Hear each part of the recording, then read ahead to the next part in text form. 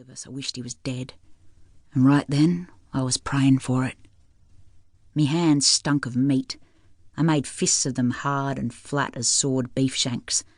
I stared at them till there wasn't any light left to see them by, but it didn't matter, because in me throbbing head I could see a cleaver in one and a boner in the other, feel them there, real as money.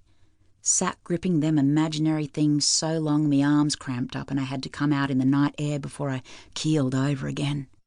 It was cooler in the open. Couldn't see nothing but the lights of town. Some blokes kicked a ball way down the other end in the dark, just voices and hard thumps that give me the yips. I didn't know what to do, where to go. Had no money. Some ice would have been good. Like frozen water ice, I mean, for the eye that was half closed over. Fucking hell, it was like something growing out the side of me head. The sky was blank. I seen more stars when he clocked me, and I started trying to figure the time. Before this, back in the shop, I come to in the bone crate. Woke up arse over and half stupid in that slimy pile of shins and knuckles and chook frames, and for a sec I didn't know where I was or how I got there. But I copped on soon enough. Where was I? Work, of course. And how did I end up poleaxed in a bin? The usual way, that's how. He wouldn't give you the sweat off his balls, the old captain, but when it come to dishing out a bit of biff when you weren't looking, well then he was like fucking Santa. I heard the radio going out front, and that lemony detergent stink was in the air, so it had to be after close-up. And now he's having to wipe out the trays and slush the floor on his own, the dense prick. Bitches all afternoon about what a lazy bludger I am, and then make sure he can't get any work out of me when there's most to be doing. No wonder he's such a big success in business. I looked out through me knees and tried to get to me feet, but Christ, that took some doing. Would have made a nice old picture, that. Jaxie Clackton, hard-ass the kids run clear of all over the Shire, trying to spaz up out of that greasy nest of bones like a poisoned fly. Talk about laugh. But I'd done it in the end. Grabbed onto the bench, pushed off the muck-specky wall, and stood there a mo with me head spinning. Probably gobbing and gawping like a goldfish. And all the time, just the other side of the partition, through the door and the skanky fly strips, the mop slopping and the buckets getting kicked across the floor, and he's wheezing and snorting and going on some mumble fuck about how bloody useless I am and how he's going to flog some morals into me.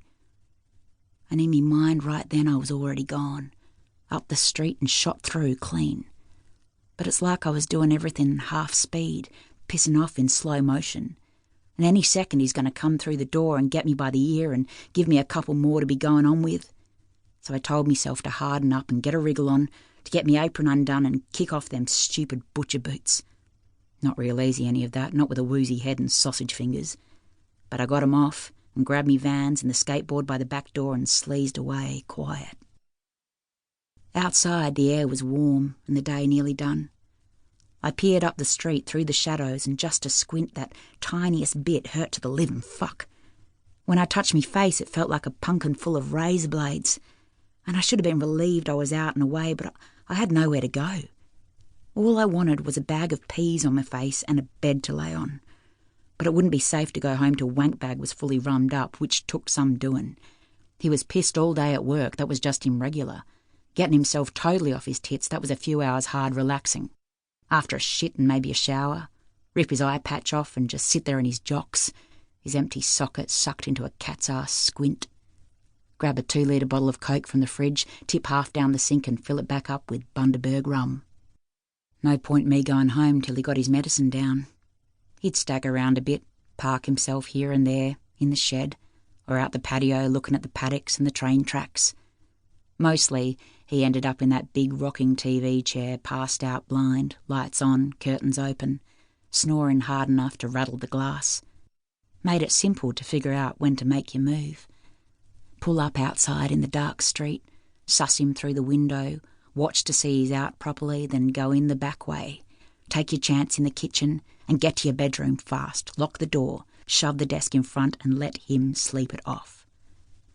Tomorrow'll be a new day, which is really the same miserable fucking day all over again. Till then there's nowhere to go but the footy oval. That's why I was up there hiding like a girl. The roadhouse was iffy and the pub was plain trouble, so I had to hole up under